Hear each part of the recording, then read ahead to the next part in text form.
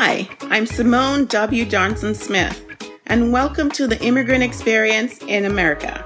Are you a professional new to the United States and struggling to monetize the expertise you brought across the seas? Are you feeling misunderstood and out of touch because you're struggling to understand the unstated rules of the American culture? Each week, we'll take an in-depth look at the positive contributions immigrants are making to the American culture, marketplace, and life. Our intention is to serve as a bridge from your culture to the American culture, giving you a roadmap of tools and the language to understand the unstated rules of the American culture. Let's get started. Welcome to part 3 of the previous episode. I kind of wished I had somebody to tell me about the HBCU experience. I never chose for myself. I went to what they call predominantly white institutions for my undergrad. I went to Rockhurst University in Kansas City, Missouri, a very small Jesuit liberal arts school. Then I went to American University in Washington, D.C., and I just got lost. But I did encourage one of my cousins, and he went to Hampton. And I was in my brother's ears trying to get him to go to Morehouse. I still haven't given up.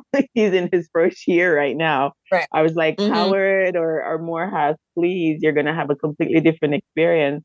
But I wish if I could do it again, I probably would have done that. And I probably would have had a different experience. And I think, just my experience with other Blacks probably has been spotty.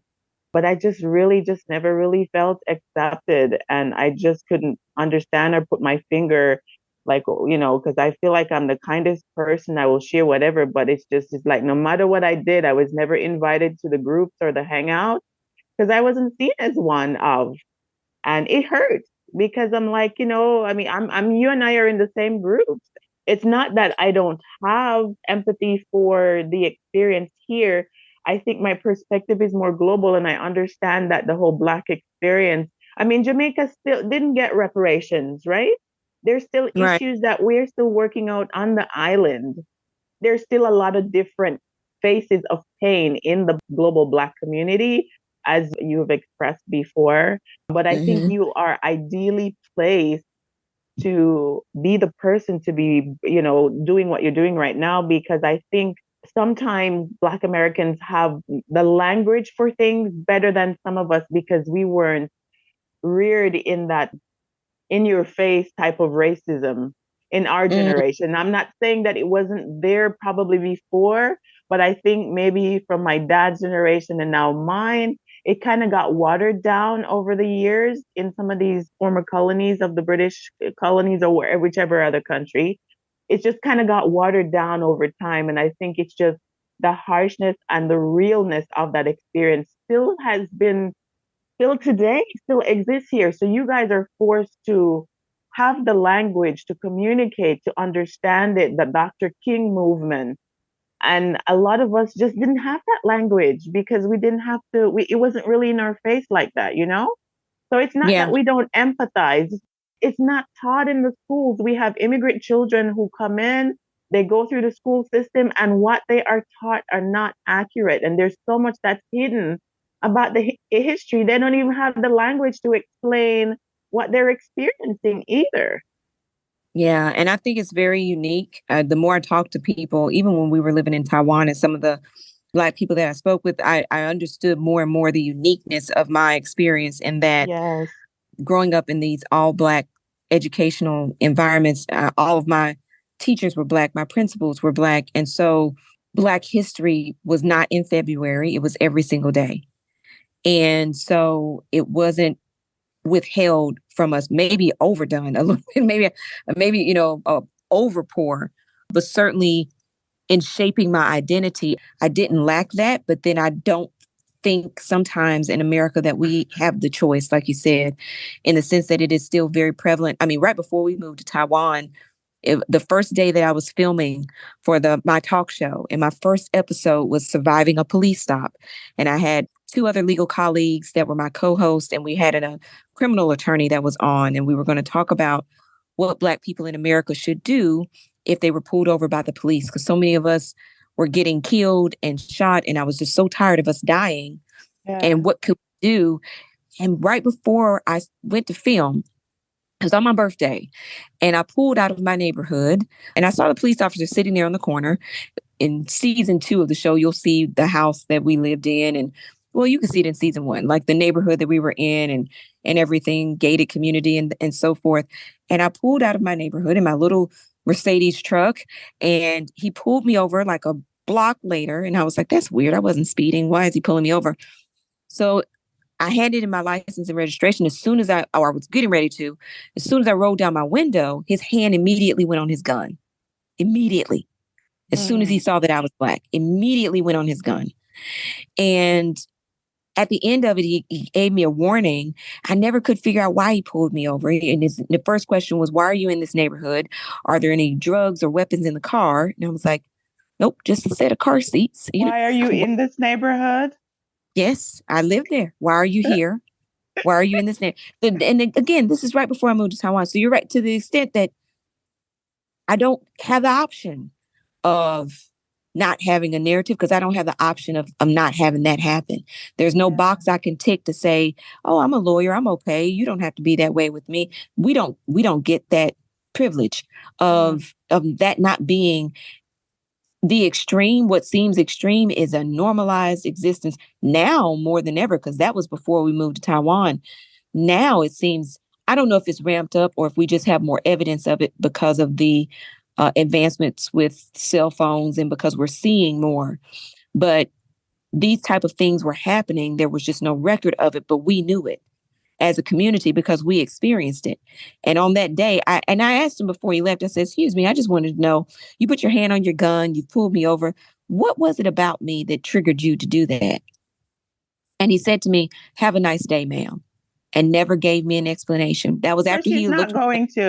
He's not because he has he has no reason.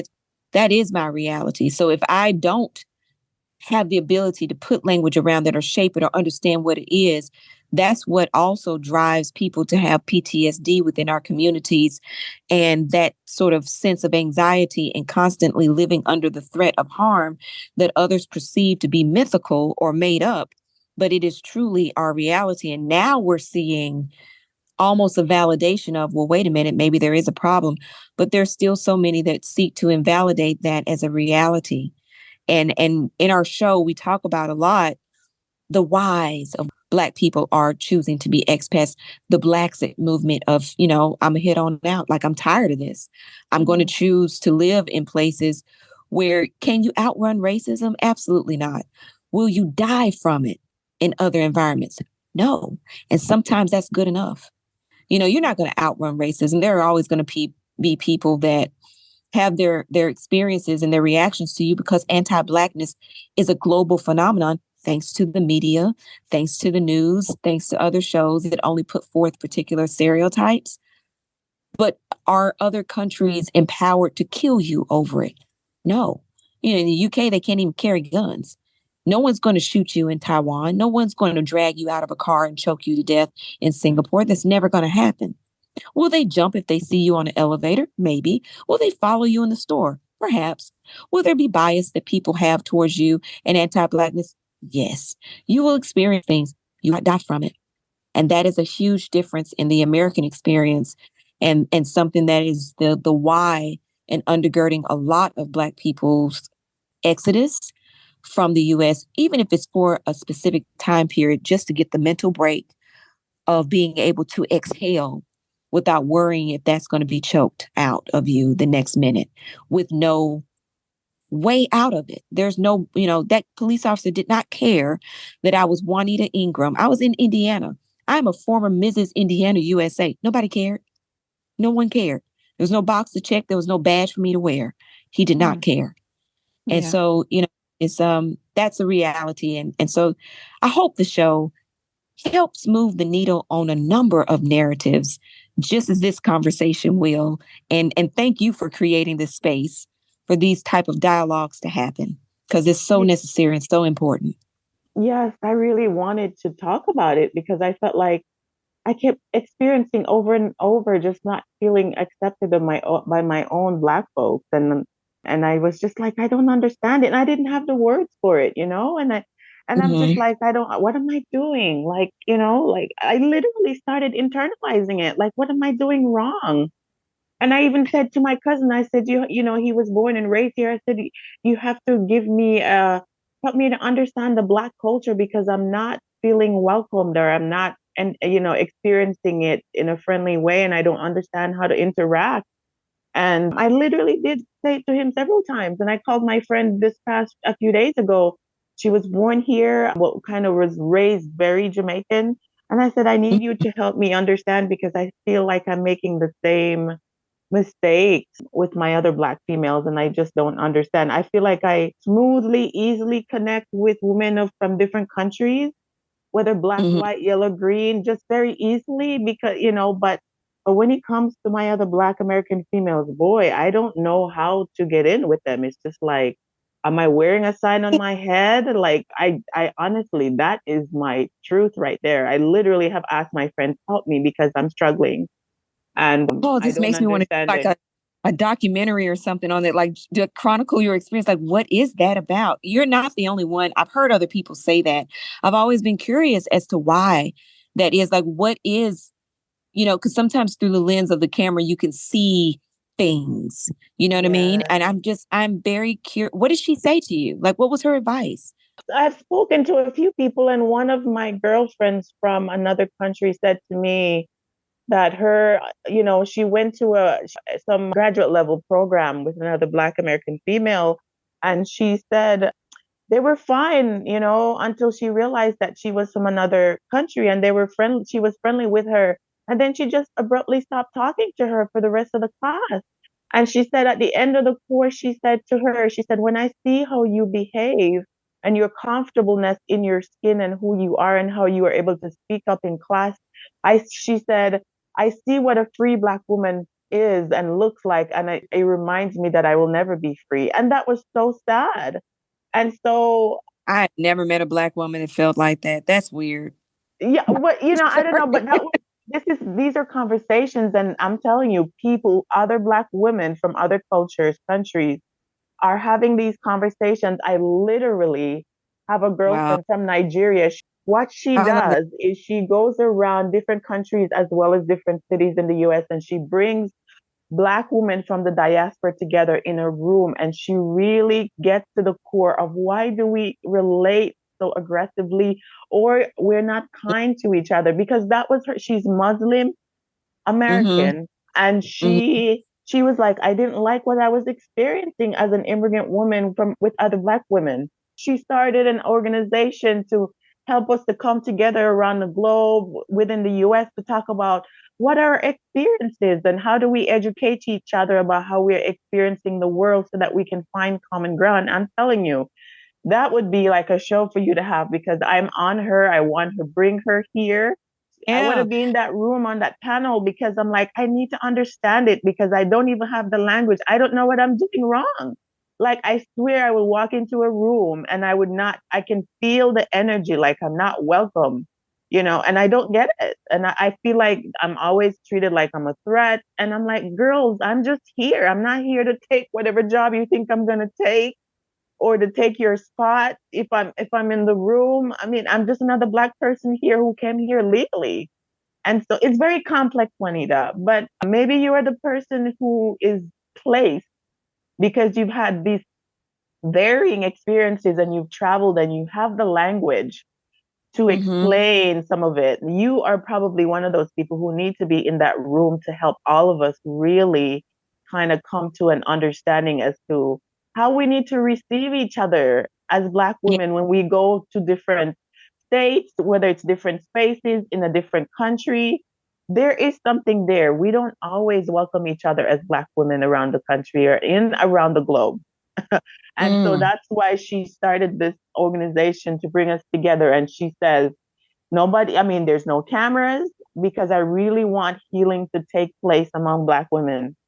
When I competed at Mrs. World, and at the time I was representing the United Kingdom, I was Mrs. Great Britain, and I was at Mrs. World, and I won't say which country because then people will know who she is, but one of the title holders from one of the African countries came up to me with three other African country title holders with her, and she said, "We knew you were American when you walked in the room." We knew from the hair, from your aesthetics, from the look, we knew that you weren't really Black British, that you were really American, and you don't have an identity. You don't know who you are. Oh, African, wow. he said it to my face, African American is not a real race of people. And now, to this day, she and I are the closest of closest friends. We had a real long dialogue about it. I didn't just stand there. Like I said, I was hood adjacent. You know what I'm saying? Like, I'm peaceful. We had an exchange. It was a very interesting exchange. And for the purposes of your audience Wow. being diverse and some of your audience being non-Black, I can't share what that exchange was because it was very much probably what has to happen in a room with no cameras, where you have conversations that are meant, what we call in like Black American culture, kitchen room conversation, kitchen table conversations. Like, it's not meant for everybody's ears. It's not Yes. meant for all groups to hear it, but it's a conversation you have at the kitchen table that you need to have. And we had a very deep conversation that needed to be had because, and I was working with a executive producer for a film I was filming in Hungary, in Budapest, and the executive producer was Nigerian, and it was right when Black Panther came out, and he had said to me, African Americans, Killmonger, that's you, right? What is And I'm it? like, yeah. Kill the in the Marvel film Black Panther, the first one, Killmonger, that character represents African Americans, is what he said. And I Mm, said, I don't know that. Okay. yeah, but he's right. It does. I said, but what does that mean about you in terms of the Africans in countries who represent Wakanda, and the fact that Killmonger was brought to America? He was originally from Africa. You all knew the atrocities of what was happening, but you wouldn't do anything about it. You got in your ships and you left him there. And then when he becomes what you consider this wild person that doesn't understand who he is, whose fault is that? Who's going to take responsibility and ownership of that when you knew and you left us and you never looked back? We have Mm, to have these kind of conversations so that we all come to the table and have real healing dialogue about yes. where we are, our Hmm. perspectives, and understand that there is strength, there is commonality, because globally in the world, nobody else is making these distinctions amongst each other. If we have all of this infighting and conflict within each other, it does the collective good, the collective body no good. Because at the end of the day, when we walk out of that room and have these conversations, but when we get up and walk out, nobody knows that you are Jamaican and I am African American. No one, Hmm. in the sense of sometimes those who are in power, and how we are handled just in walking down the street or going into a store, nobody cares. And the commonality of anti-Blackness that we will all have to face is something that can either unite us or we can either tear us apart.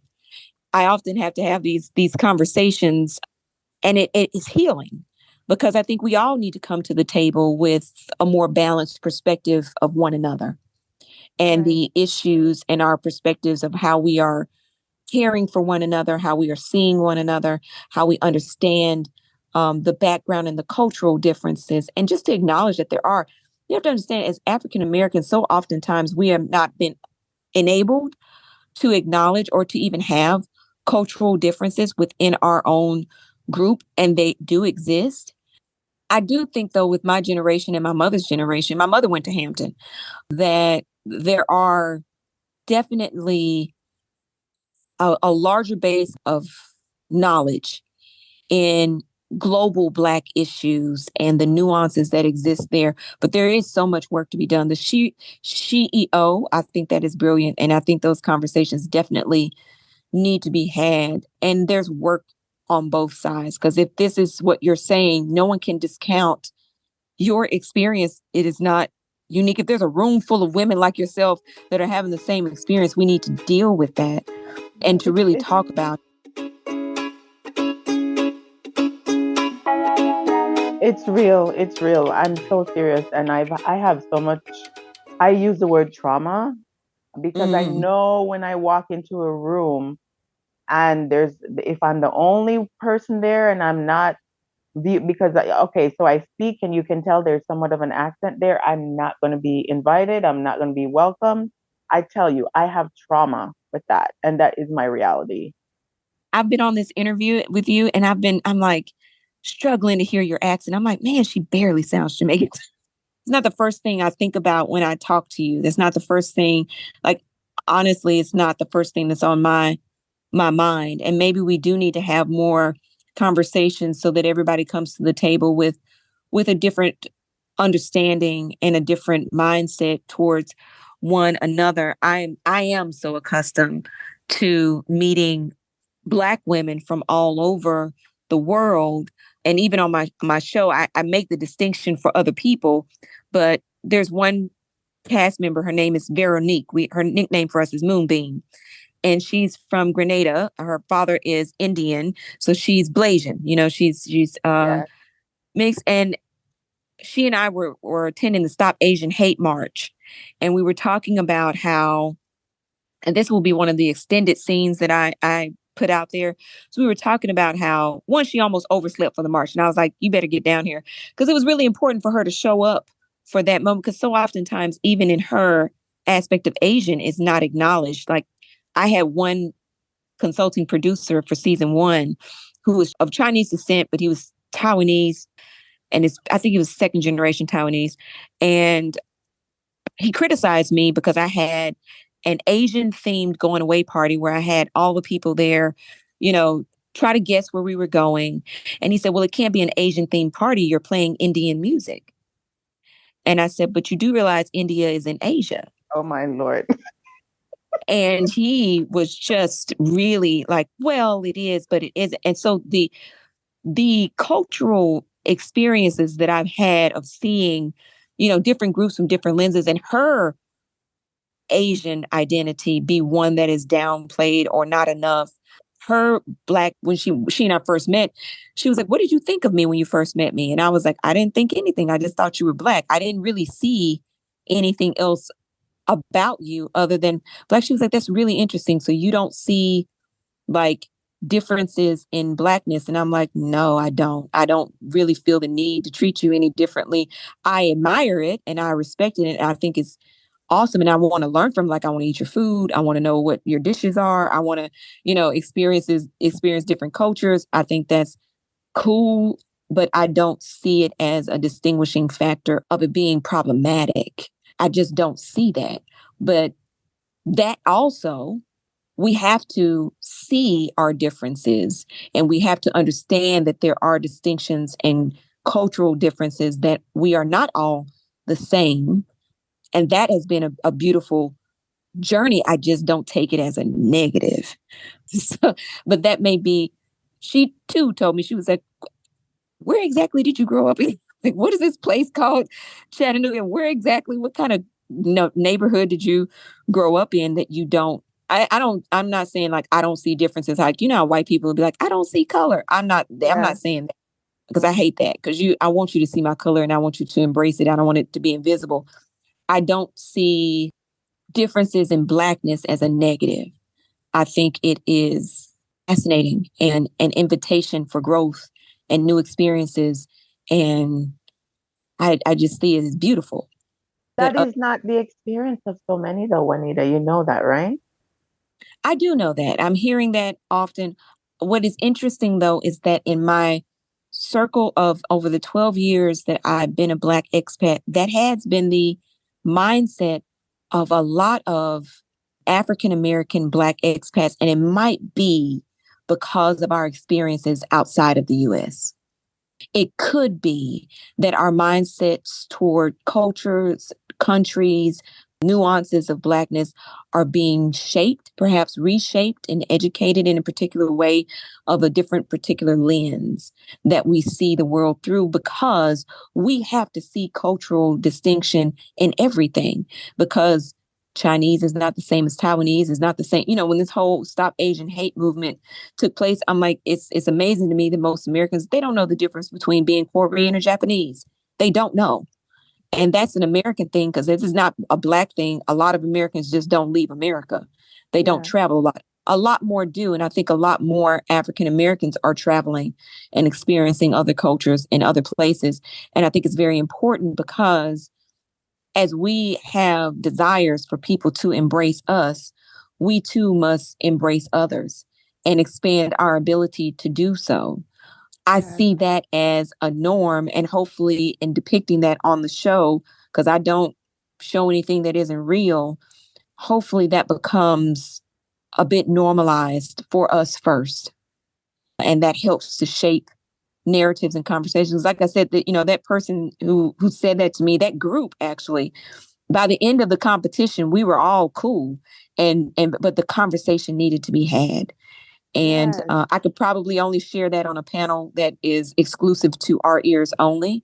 But the conversations need to be had. The dialogues need to be, because we already have enough facing us collectively, individually, as it is.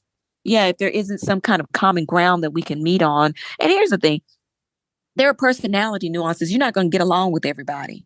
You're not going to like everybody. I'm not everybody's cup of tea. And that has nothing to do with me being African-American and everything to do with just me being Juanita.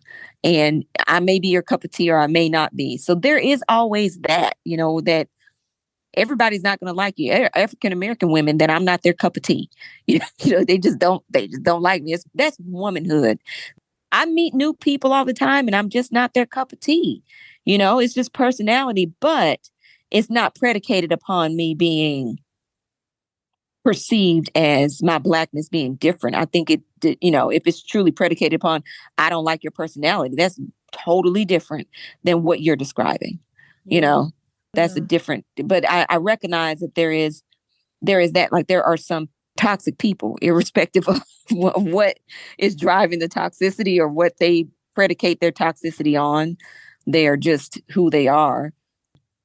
But yeah, I think these are important conversations to have. I would love to further them because we need to have them. It's critical.